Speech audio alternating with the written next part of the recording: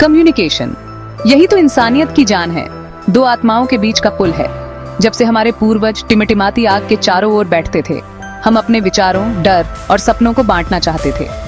गुर्राने और इशारों से लेकर 21वीं सदी की डिजिटल फुसफुसाहट तक कम्युनिकेशन का सफर इंसानी कुशलता का प्रमाण है। ये कहानी है कि कैसे हमने जुड़ना सीखा, एक ऐसी कहानी जो हमारी सभ्यताओं के ताने बाने में बुनी गई है। ये सफर हमें याद दिलाता है कि जुड़ने की चाहत बहुत गहरी है।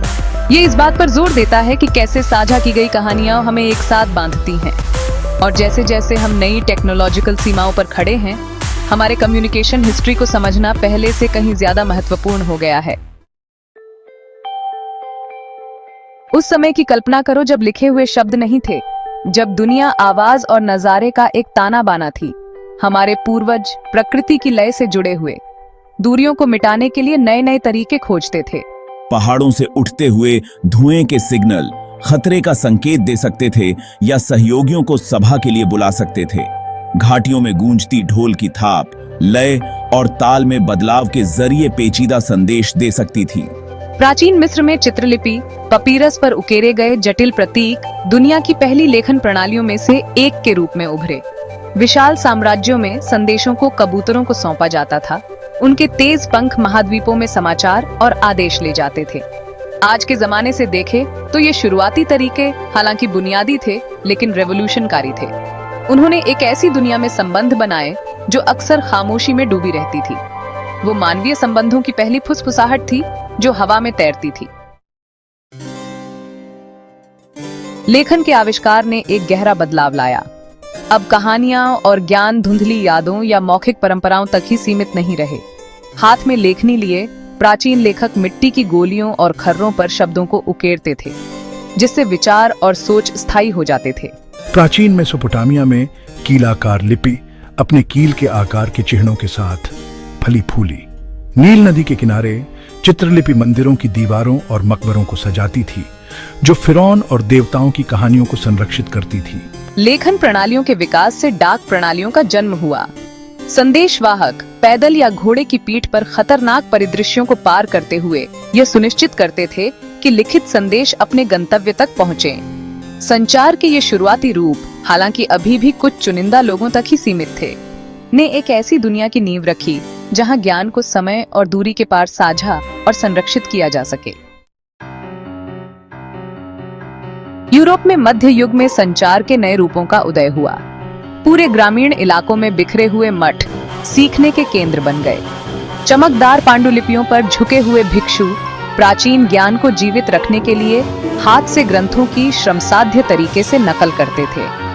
हलचल भरे कस्बों और शहरों में तेज आवाज और बजती घंटियों से लैस नगर उद्घोषक मुंह बलते फिरते अखबार बन गए। वे बैटलफील्ड्सों, शाही आदेशों और स्थानीय गॉसिप की खबरों को रिले करते हुए सड़कों पर घूमते थे। लेकिन यह 15वीं शताब्दी में प्रिंटिंग प्रेस का आविष्कार था, जिसने वास्तव में संचार में क्रांति ला दी। जोहान्स गुटेनबर्ग की चल प्रकार की छपाई मशीन ने पुस्तकों का बड़े पैमाने पर उत्पादन संभव बना दिया। ज्ञान, जो कभी मॉनेस्ट्रीजों और विश्वविद्यालयों तक ही सीमित था, अचानक आम लोगों की पहुंच के भीतर आ गया। इस आविष्कार ने पुनर्जागरण को बढ़ावा दिया, सीखने की प्यास जगाई और पारंपरिक शक्ति संरचनाओं को चुनौती दी। औद्योगिक क्रांति, अभूतपूर्व तकनीकी प्रगति की अवधि ने संचार के एक नए युग की शुरुआत की। 1837 में सैमुअल मोर्स ने वर्षों के अथक प्रयोग के बाद इलेक्ट्रिक टेलीग्राफ का अनावरण किया। डॉट्स और डैश की अपनी प्रणाली के साथ, जिसे मोर्स कोड के रूप में जाना जाता है, टेलीग्राफ ने विशाल दूरियों में तात्कालिक संचार की अनुमति दी।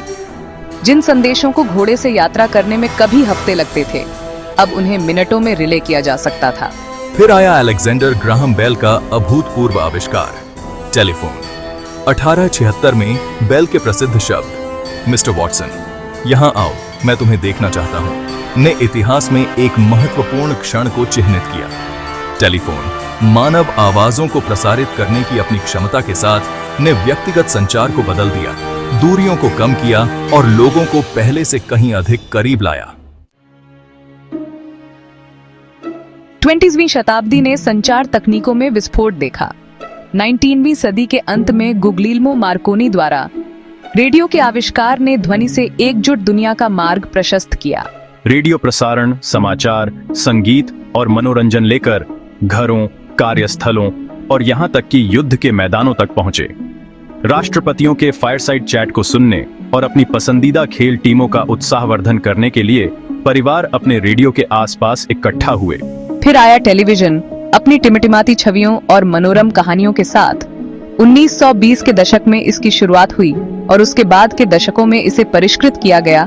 टेलीविजन सूचना, मनोरंजन और विज्ञापन का एक पावरशाली माध्यम बन गया। दुनिया ने विस्मय से देखा जब नील आर्मस्ट्रांग ने चंद्रमा पर अपना पहला कदम रखा और वैश्विक घटनाएं दुनिया भर के घरों में घटित हुईं।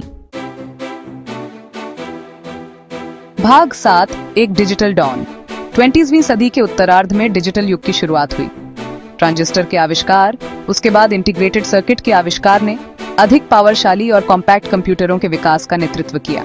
जो कभी कमरे के आकार के विशालकाय यंत्र हुआ करते थे, जो केवल वैज्ञानिकों और इंजीनियरों के लिए सुलभ थे, वे पर्सनल कंप्यूटर के रूप में विकसित हुए, जिन्होंने डेस्क और घरों में अपनी जगह बनाई। स्टीव जॉब्स और बिल गेट्स जैसे दूरदर्शी लोगों द्वारा संचालित इस पर्सनल कंप्यूटिंग क्रांति ने सूचना और प्रौद्योगिकी तक पहुंच का लोकतांत्रिकरण किया। इंटरनेट, जो कभी शिक्षाविदों और शोधकर्ताओं द्वारा इस्तेमाल किया जाने वाला एक विशिष्ट नेटवर्क था, एक वैश्विक घटना बनकर उभरा। ईमेल ने लोगों को महाद्वीपों से जोड़ा। वर्ल्ड वाइड वेब अपने हाइपरलिंक किए गए पृष्ठों और इंफॉर्मेशनों के विशाल भंडार के साथ दुनिया के ज्ञान को हमारी उंगलियों पर रख दिया। डिजिटल युग आ गया था जिसने हमारे संवाद, सीखने, काम करने और स्पोर्ट्सने के तरीके को बदल दिया। भाग 8, हमारी जेब में दुनिया। 2007 में स्टीव जॉब्स ने अपने सिग्नेचर शोमैनशिप के साथ आईफोन का अनावरण किया। यह चिकना उपकरण अपने सहज टच स्क्रीन इंटरफेस और एक तेजी से बढ़ते ऐप पारिस्थितिकी तंत्र तक पहुंच के साथ केवल एक फोन से कहीं अधिक था। ये एक कैमरा, एक म्यूजिक प्लेयर, एक वेब ब्राउजर और भी बहुत कुछ था। स्मार्टफोन क्रांति शुरू हो चुकी थी। आज स्मार्टफोन सर्वव्यापी हो गए हैं, जिन्होंने हमारे जीवन को गहराई से बदल दिया है। हम उन पर हर चीज के लिए भरोसा करते हैं, चाहे वह प्रियजनों के साथ जुड़े रहना हो, अपरिचित शहरों में नेविगेट करना हो या हमारे वित्त का प्रबंधन करना हो। सोशल मीडिया प्लेटफॉर्म, जो मुख्य रूप से स्मार्टफोन के माध्यम से एक्सेस किए जाते हैं, ने सामाजिक संपर्क, सक्रियता और यहाँ तक कि क्रांति के लिए नए रास्ते बनाए हैं। ऐसा लग रहा था कि दुनिया सचमुच हमारी जेब में है। भाग 9, आगे की एक ग्लिम्प्स। जैसे ही हम तकनीकी नवाचार और मानवीय सरलता के चौराहे पर खड़े हैं, संचार का भविष्य संभावनाओं से झिलमिलाता है। वर्चुअल रियलिटी या VR इमर्सिव अनुभवों का वादा करता है, जो हमें दूर की भूमि पर ले जाता है और हमें आभासी स्थानों में दूसरों से जुड़ने की अनुमति देता है जो उल्लेखनीय रूप से वास्तविक लगते हैं। इस बीच ऑगमेंटेड रियलिटी या AR हमारे भौतिक दुनिया पर डिजिटल जानकारी को ओवरले करता है, जिससे हमारी धारणा और हमारे परिवेश के साथ बातचीत बढ़ती है। आर्टिफिशियल इंटेलिजेंस AI इंफॉर्मेशनों को संसाधित करने और डेटा से सीखने की अपनी क्षमता के साथ हमारे संवाद के तरीके को बदलने के लिए तैयार है। AI संचालित चैटबॉट पहले से ही ग्राहक सेवा पूछताछ को संभाल रहे हैं और सिरी और एलेक्सा जैसे निजी सहायक तेजी से परिष्कृत होते जा रहे हैं। जैसे जैसे AI का विकास जारी है, इसमें भाषा की बाधाओं को तोड़ने, हमारे संचार अनुभवों को पर्सनलकृत करने और यहाँ तक कि हमारे दिमागों को उन तरीकों से जोड़ने की क्षमता है जिनकी हम केवल कल्पना करना शुरू कर सकते हैं। भाग 10, कनेक्शन की एक टैपेस्ट्री। अपने पूर्वजों के धूम्रपान संकेतों से लेकर अपनी जेब में मौजूद स्मार्टफोन तक संचार का विकास एक उल्लेखनीय यात्रा रही है। यह मानवीय सरलता की कहानी है जो जुड़ने, साझा करने और समझने की हमारी जन्मजात इच्छा से प्रेरित है। लिखित शब्द से लेकर इंटरनेट तक प्रत्येक नवाचार ने हमारी दुनिया को नया रूप दिया है, जिससे प्रभावित होता है कि हम एक दूसरे से कैसे संबंधित हैं, हम खुद पर कैसे शासन करते हैं और हम संस्कृति कैसे बनाते हैं और साझा करते हैं। जैसे ही हम तकनीकी संभावनाओं से भरे भविष्य में कदम रखते हैं, एक बात निश्चित है, जुड़ने की हमारी इच्छा नवाचार को आगे बढ़ाती रहेगी। हम दूरियों को पाटने, कहानियों को साझा करने और समझ के पुलों का निर्माण करने के लिए नए तरीके खोजते रहेंगे। सहस्राब्दियों से बुनी गई मानवीय संबंधों की टेपेस्ट्री धागा दर धागा, कहानी दर कहानी, कनेक्शन दर कनेक्शन विकसित होती रहेगी।